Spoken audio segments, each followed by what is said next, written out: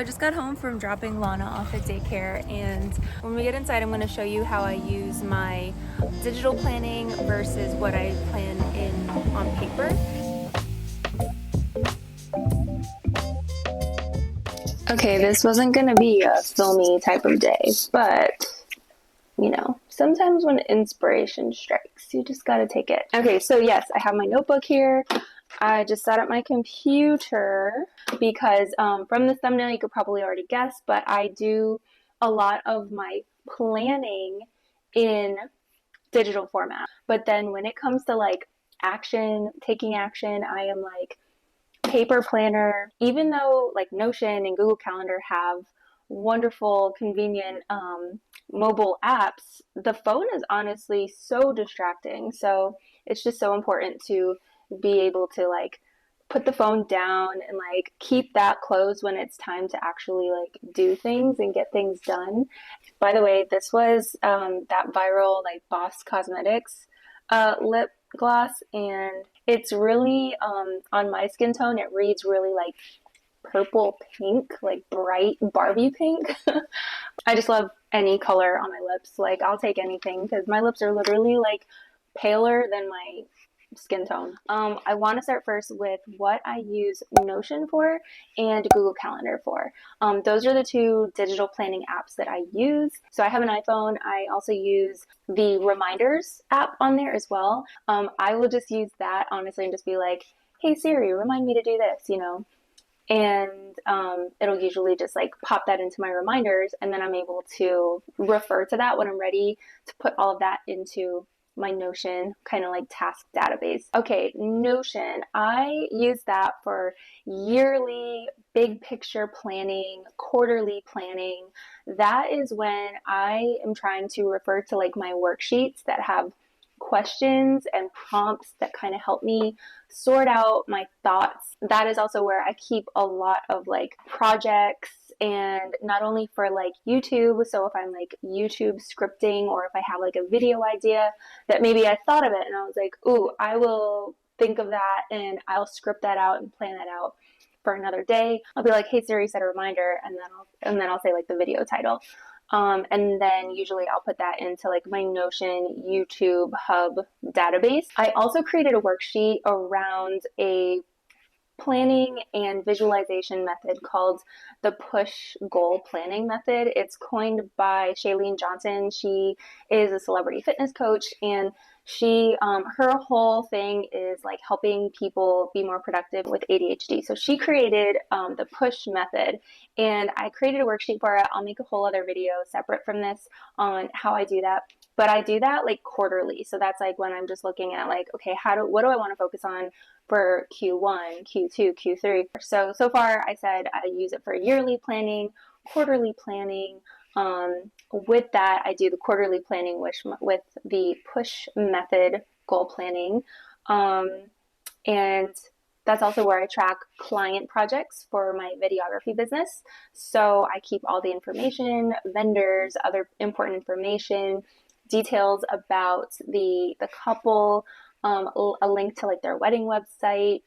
I usually, when I have a client call with them, I take notes about like on that call.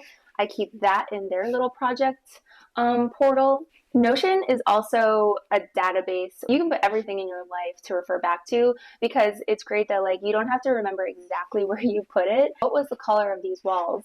And Notion has like a little search feature where you're able to search for that like key term. You could say bedroom paint color, like type that in, and it will pop up and bring you right to that. So it has a great feature, like a finder feature, to be able to find out where it is. So it functions as like your life database. So that is something like I keep the paint color code of our walls in Notion in case I need to like go back and like find that. That's also where I keep like all of my business assets, hex codes for my branding, my like if I have any links to products, if I have any quick links for like couples to be able to reference my investment guide. A lot of people will do like daily dashboard, all of that stuff, and I'm still unsure how I feel about that, because anything I need to look at on a weekly to daily basis, or even just like, a couple days out, that is where I'm going to get to with a paper, like a notebook. I'm not really like planning things in there. That is like my execution workbook. It's more of a workbook, yeah. Now moving on to a paper planner or workbook, notebook. There's a few paper planners that are on my wish list of getting for 2024. Erin on Demand, she came out with a notebook, a planner called Top 3. Awesome, because I've already been doing that method kind of unofficially, off and on myself. I said before, also when I'm in the car, I take notes on podcasts I listen to. And I just keep this like on the center console next to me with a pen. And I'm just usually, if I'm at like a red light or something, I'm just like listening, taking notes, or if like I have a key moment, I jot that down. So this is like a workbook, and I don't really have any like structure to it, which is why I appreciate that it's all literally blank pages. There's nothing confining me to a certain outline, and that's what my holdup is with maybe even purchasing a notebook or something. I was saying I really like Erin on Demand's Top 3 notebook, and also Katie Bransifort, I believe her name is, with But First Coffee. She's also a mom, and she makes a lot of content on YouTube about motherhood and productivity, which I'm all about as well. So I do like her notebook approach as well, because she exercises the theory of like time blocking. So you have like the top things that you're not only going to do that day, but then now you're going to look at it in 5 blocks of time throughout the day. And usually I only step into my paper planner for like what I have coming up like a day or two in advance. And so I'll just be like, okay, this is what I need to focus on this week. I have my week bird's eye view up here, and this is just being pulled from my Google Calendar. Then I'll say, these are the top 3 things I want to do this week. Finally, I'll have like other tasks that would feel good to do. And I just have that here as kind of like a running personal list, depending on like what my top 3 was for the week. Then I'll have like a day worksheet where I write my top 3 for the day. And then the top 3 for the day is usually broken down tasks. My top 3 for today, I haven't actually like written it down yet, but it's going to be to finish the final cut for this wedding film that I'm working on. That's what I'm going to do right after this. And then I'm going to basically go back. I'm going to eat lunch and then back into my calendar. I'm going to try to finalize some holiday plans. Sometimes like there is a curveball, right? Like, so today I normally would write down things that I'm going to do or say for a YouTube video in Notion and then refer to that. I broke that rule, obviously, because this was something that came to me and I was just like, I want to make this now. I feel inspired to. So again, Notion is the first digital planning tool I use. That is my database for life and business. I track ongoing projects that span over like a year plus sometimes. For weddings, I'll track that in there. I will do my quarterly planning.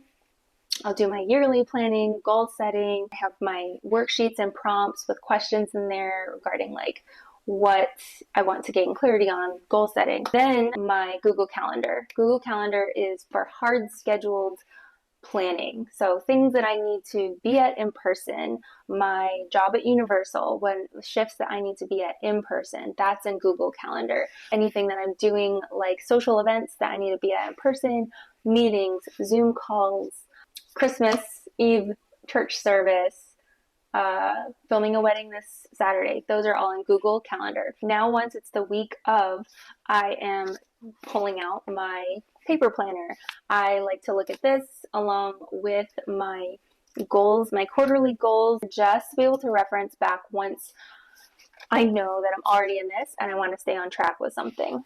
Oftentimes, once I'm already down to the weekly level, I already have clarity on like what my big picture goal is for the quarter. So that is something I actually need to do, like I said, in a week or two for quarter one.